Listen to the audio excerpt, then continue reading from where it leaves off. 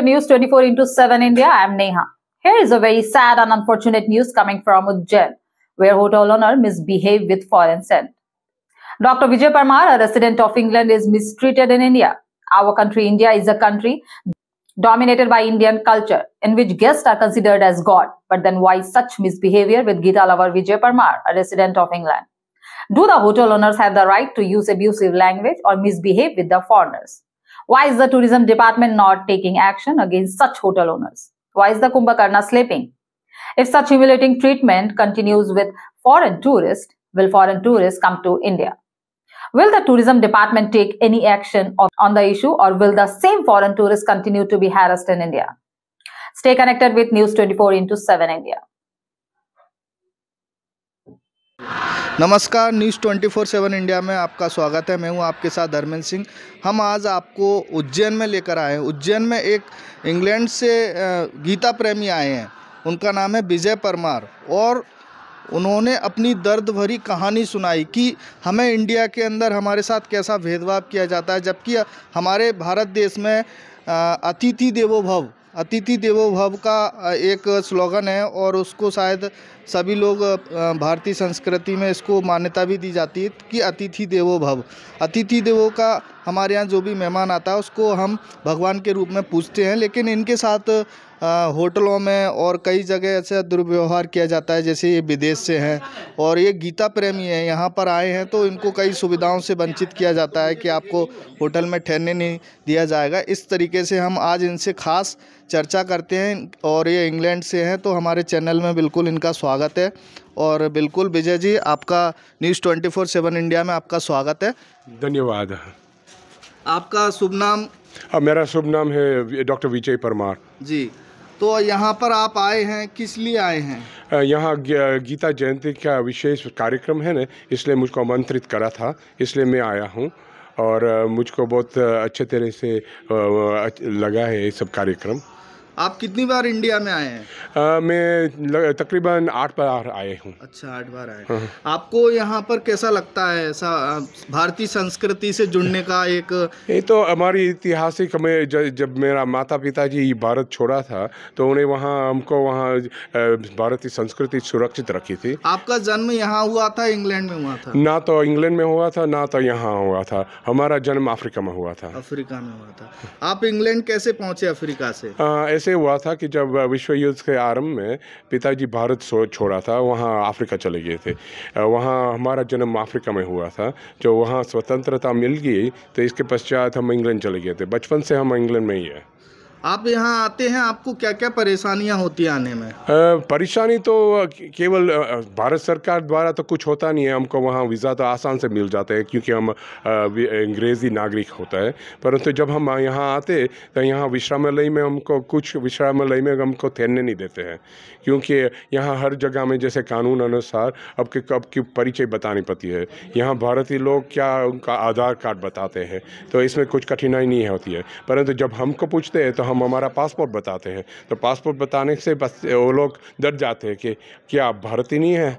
नहीं, यहाँ ठहर नहीं सकते हैं। पासपोर्ट एक्सेप्ट नहीं करते हैं क्या? नहीं, वो वहाँ उनको क्या होता है कि सरकार अनुसार उनको वहाँ विदेशी कोई भी यात्री जन होते हैं उनको वहाँ रजिस्टर करना होता है, अंतरजाल के माध्यम से पंजीकरण करना होता है, परंतु उनको स्वयं आता नहीं होता है कैसे करना है। तो इसलिए वहाँ विदेशी यात्री जन को वहाँ निकाल देते हैं वहाँ विश्रामालय से। तो आप क्या चाहते हैं कि हमारे साथ ये सुविधाएं हो हमारे लिए? मैं इसलिए कहता हूँ कि वहाँ केंद्रीय सरकार और वहाँ राज्य सरकार को ऐसे और इस विश्रामालय को वहाँ सिखाना होता है कि देखिए ऐसे मत करना। वहाँ हमको बताते हैं वहाँ पंजीकरण कैसे कर सकते हैं अंतरजाल के माध्यम से। ऐसे विदेशी यात्री जन को वहाँ होटल से विश्रामालय से निकालते हैं तो बहुत बुरा होता है, क्योंकि हम वहाँ वापस जाकर वहाँ ऐसी चर्चा करते हैं कि भारत मत जाओ, क्योंकि वहाँ ठहरने नहीं देते हैं वहाँ विश्रामालय में। तो वहाँ बहुत भारत के भी लिए और हमारे भी लिए वहाँ बहुत कष्ट होता है कि देखिए दुर्भाग्य की बात होती है कि भविष्य में हम लोग यहाँ भारत आएंगे नहीं। आपने कभी इसका टूरिज्म डिपार्टमेंट में कंप्लेंट किया है? मैंने वहाँ अंतरजाल के माध्यम से मैंने भेजा था, कोई जवाब देते नहीं है। ऐसे ऐसी ऐसी बहुत बहुत साल से होने लगा है। पहले तो वहाँ 10-15 साल पहले कोलकाता में हुआ था, पश्चिम बंगाल में, पर अब तब संपूर्ण देश में होने लगा है। आप इतनी अच्छी हिंदी बोल लेते हैं, ये आपने कहाँ से सीखा? संस्कृत में आप वार्ता भी करते हैं, संस्कृत वार्ता आपका बहुत अच्छा है, तो ये आपने कहाँ से सीखा? हिंदी तो वहाँ चलता नहीं है। आपकी मातृभाषा क्या है? मेरी मातृभाषा अंग्रेजी है। अच्छा। परंतु जब हम बच्चे थे तो हमारे सौभाग्य थी कि वहाँ घर में माता पिता केवल गुजराती बोलते थे, तो घर में हम गुजराती बोलते थे, बाहर हम अंग्रेजी बोलते थे।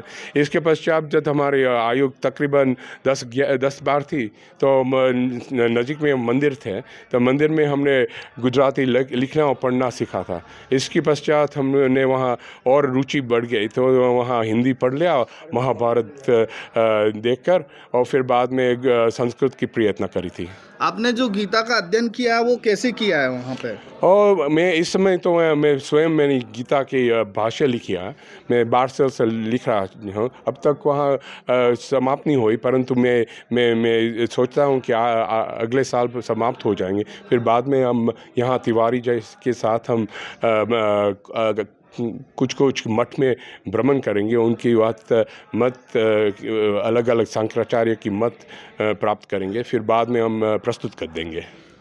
जी, आपकी जो वात्सल्य है, क्या लिखा है आपने ऐसा कुछ किताब में? ऐसे होता है कि क्या चीज़ होती है कि अधिकांश लोग भारत में भी और वहाँ विदेश में भी जो मूल में वहाँ सनाते नहीं है, परंतु इतना जानकारी होता नहीं है उनका हमारा धर्म के विषय में। और वहाँ क्या होता है, 3 प्रकार के सिद्धांत, अलग अलग प्रकार के सिद्धांत होते हैं, इसके विषय में तो कुछ भी जानकारी होती नहीं है।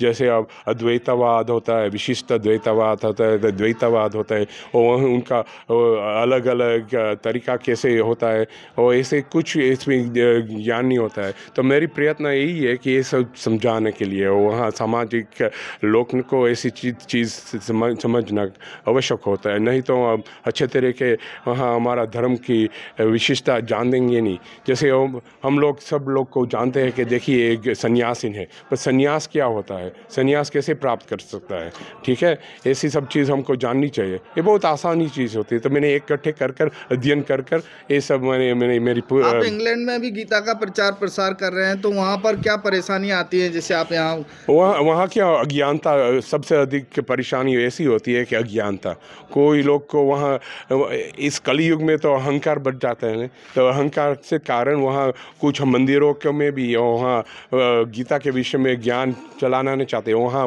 मंदिर में इसमें शामिल हो जाते हैं क्योंकि नाम स्वयं बढ़ाना चाहते हैं। वहाँ यहाँ पर जो गुरुकुल चलते हैं वहाँ पर भी कोई गुरुकुल है? कुछ संस्थान जैसे इस्कॉन वाला है उनको स्वयं बनाते हैं, परंतु वो तो उनके परंपरा से अनुसार अधिकांश तो वहाँ कुछ गुरुकुल है नहीं। एक ही मुझको पता है कि वहाँ स्वामीनारायण संप्रदाय का एक प्रकार की गुरुकुल होती है। आप क्या चाहते हैं वहाँ पर, किस टाइप का एजुकेशन में, भारतीय संस्कृति या फिर गीता जी को लाया जाए वहाँ पर? तो मैं सब विश्व में मैं चाहता हूँ कि सब लोग को हो भी भारतीय मूल में, और यदि हो वहाँ विदेशी मूल में भी हो, कम से कम तो गीता का ज्ञान होना चाहिए। आपके जो बच्चे हैं, आगे की जो पीढ़ी है, उसको किस तरीके से मोटिवेट करें? आगे की पीढ़ी को वहाँ यदि हम स्वयं नहीं करेंगे ये चीज़, तो आगे की पीढ़ी और कैसे वो सीखेंगे?